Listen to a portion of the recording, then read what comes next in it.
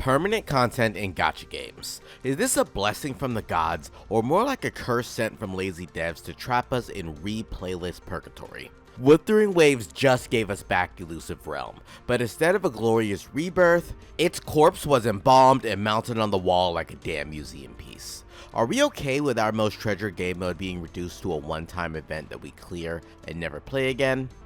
My name is VoidEnigma, and I'll be talking about the blessings and burdens of permanent content across gacha games. Is it okay to create permanent replayable content that no one ever replays, or should they expand upon the game mode to offer some replayability in the form of rewards for all players? I have just the answer to those questions, so let's divulge into the void of permanent content. Make sure to subscribe and like the video, and let's get it. The consequence of these permanent game modes in most gacha games is simple.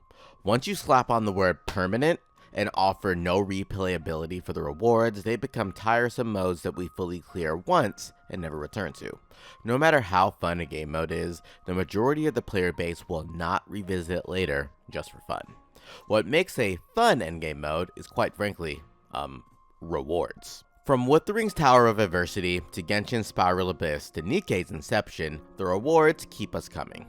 These are a part of the gameplay loop, and each new edition offers us some fun for the basic part of the game, the combat system. Hoyo and Kura games rotate these modes monthly, such as Punishing Grey Raven's Babel Tower and Norman Wars, and Star Rail's Apocalyptic Shadow and Pure Fiction. Every gacha game has endgame content that gives you a standard stock of rewards that get better the better that you perform.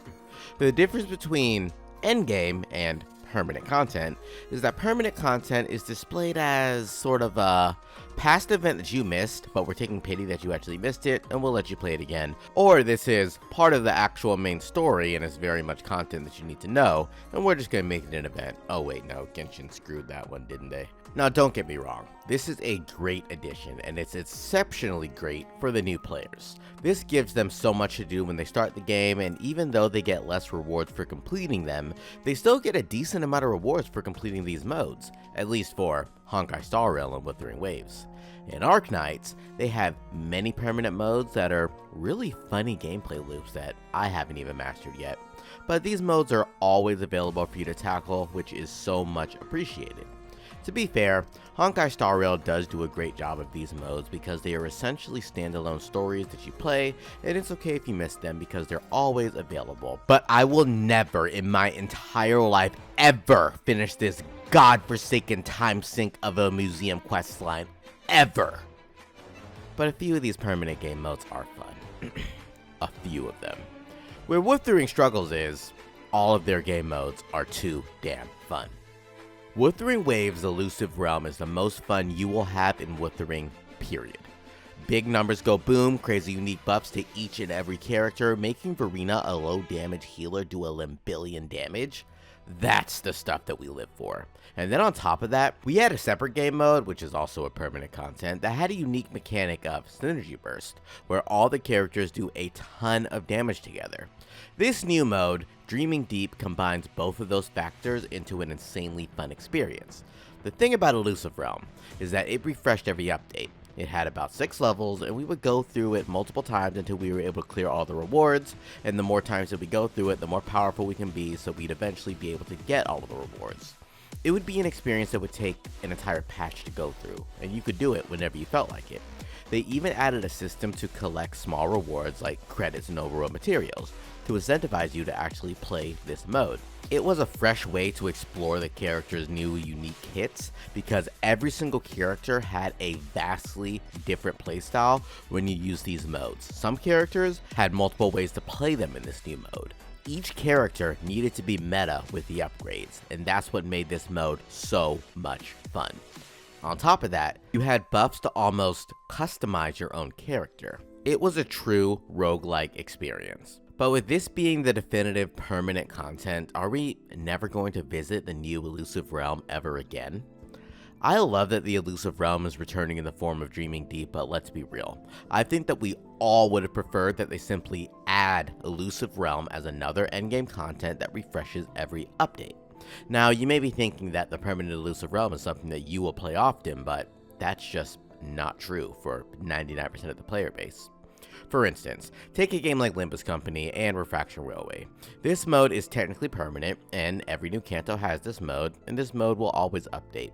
It's fun as hell to go through and the ultimate endgame experience, but once you beat it and get your updated card to show how many turns you cleared it in, you're done.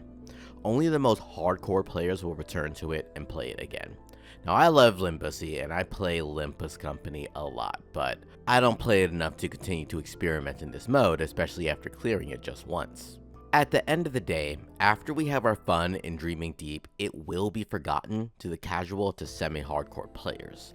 It will be fun to maybe return to it every now and then if you just want to have some nostalgic feelings, but most of us are not going to be focused on that. It's not a resource that we'll actually be able to get rewards from, so why would we continue to do it?